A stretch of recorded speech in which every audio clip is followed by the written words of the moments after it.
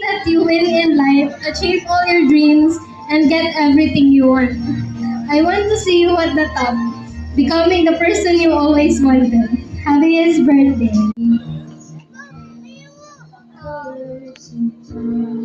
Sige po, tuloy. To my best friend Shaya, looking at you right now, it's easy to see how amazing she is. But I want to talk about what goes on behind the scenes of our friendship. We all know that no friendship is perfect. We've had our fair share of tampuhan, disagreements, and silent moments. But what I cherish most is about us is not no matter how loud the arguments or how long the silence, the trust never broke us. We always found our way back to each other. Shaaya, I've learned so much about you. You've taught me what real friendship looks like. There were times when I knew you were going through your own battles, when things weren't easy for you.